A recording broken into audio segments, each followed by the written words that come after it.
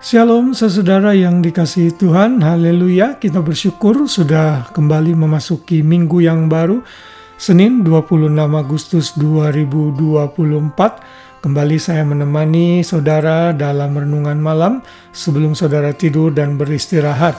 Sekali lagi saya mengingatkan, kalau saudara diberkati dengan renungan ini, silakan bagikan kepada orang lain, forward kepada sebanyak mungkin orang, sehingga mereka pun diberkati. Dan kalau saudara belum subscribe kepada channel GB Immanuel di YouTube atau di sosial media lainnya, silakan subscribe sehingga saudara tidak miss pelayanan kami, untuk kami sama-sama bisa berguna membangun tubuh Kristus, saling sama-sama memberikan informasi dan pengetahuan firman Tuhan. Haleluya. Hari ini sekali lagi sepanjang bulan Agustus kita belajar mengenai keluarga Kristen, dan kita sudah sampai kepada tugas seorang istri. Kemarin kita sudah belajar mengenai tugas istri yang menjadi penolong bagi suaminya, sehingga kekurangan dari suami bisa dilengkapi oleh istri. Dan yang kedua, kita akan belajar mengenai fungsi yang penting juga di dalam kehidupan keluarga bagi seorang istri, yaitu tugas istri tunduk terhadap suami. Kita membaca dalam ayat hafalan kita dalam Kolose 3 ayat 18 yang berbunyi demikian, "Hai istri-istri, tunduklah kepada suamimu sebagaimana seharusnya di dalam Tuhan." Dan ayat paralelnya tentunya ada di dalam Efesus 5 ayat 22. Di sana dikatakan, "Hai istri, tunduklah kepada suamimu seperti kepada Tuhan." Ayat 23, karena suami adalah kepala istri, sama seperti Kristus adalah kepala jemaat, dialah yang menyelamatkan tubuh. Seperti apakah ketertundukan seorang istri terhadap suami? Ketertundukannya sama seperti kepada Tuhan.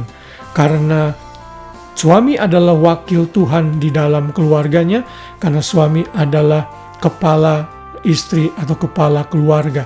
Sehingga istri harus tunduk kepada suami, respect kepadanya, memberikan support dan menolong secara penuh, sehingga suami bisa berfungsi menjadi pemimpin yang Tuhan kehendaki. Lalu di dalam ayat 24 dikatakan, "Karena itu sebagaimana jemaat tunduk kepada Kristus, demikian jugalah istri kepada suami dalam segala sesuatu." Itu berarti ketertundukan seorang istri sama seperti gereja Tuhan, jemaat Tuhan, kita semua orang percaya tunduk kepada kepemimpinan dan otoritas Kristus. Demikianlah tugas yang harus dilakukan oleh seorang istri.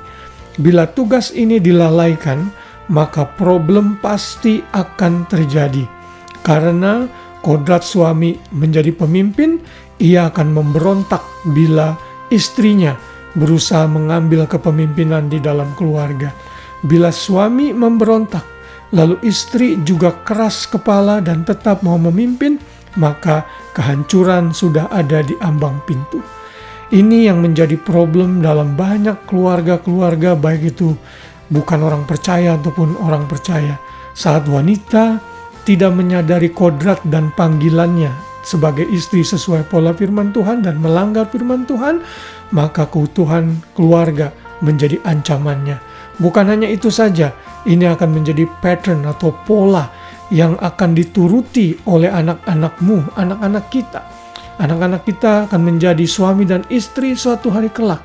Dan mereka akan menjadi suami dan istri yang baik bila dia melihat contoh dan teladan dari papa mamanya. Apakah papanya berfungsi sebagai suami yang baik, sebagai pemimpin, atau mamanya berfungsi sebagai penolong dan tunduk kepada suaminya. Saat mereka melihat itu dengan mata kepala mereka, maka suatu hari kelak mereka menikah. Kalau mereka wanita, mereka akan menjadi istri yang tunduk dan menolong suaminya. Kalau anak kita pria, dia akan menjadi suami yang kuat dan memimpin keluarganya dengan baik. Kata segala sesuatu, tunduk segala sesuatu tentunya harus dibatasi dengan hal-hal yang tidak bertentangan dengan kehendak Tuhan. Kalau suami menganjurkan atau menyuruh melakukan hal-hal yang bertentangan dengan kehendak Tuhan, saudara harus berani mengatakan tidak kepada suami saudara. Misalnya, suami saudara melarang melarang engkau sebagai istri untuk beribadah ke gereja, saudara harus lebih taat kepada Tuhan dan saudara tetap harus beribadah ke gereja. Tentunya setelah saudara melakukan seluruh tugas-tugas pekerjaan. Saudara ngomong dengan suami saudara dengan kasih, maaf, saya harus ke gereja, saya sudah membereskan seluruh kehidupan keluarga, saya sudah menyiapkan kamu makan, dan lain sebagainya. Anak-anak juga saya bawa untuk ke sekolah minggu. Kalau kamu tidak mau beribadah, tidak apa-apa, tapi saya harus beribadah. Saat istri strong seperti ini, maka dia menjadi teladan juga bagi suaminya. Yang terpenting, suami perlu respect. Suami perlu pujian, suami perlu recognition, pengakuan dari istrinya sebagai pemimpin. Biarlah kiranya Roh Kudus memampukan para wanita-wanita untuk hidup sesuai dengan kehendak Tuhan, menyadari fungsi dan panggilannya sebagai penolong dan sebagai pensupport, serta tunduk kepada suaminya. Dengan kemampuan dari Roh Kudus, tidak ada yang sulit untuk dilakukan. Karena roh yang ada dalam diri kita lebih besar dari apapun juga, termasuk selfishness, keegoisan kita bisa runtuh karena Roh Kudus yang akan memberikan kita kekuatan.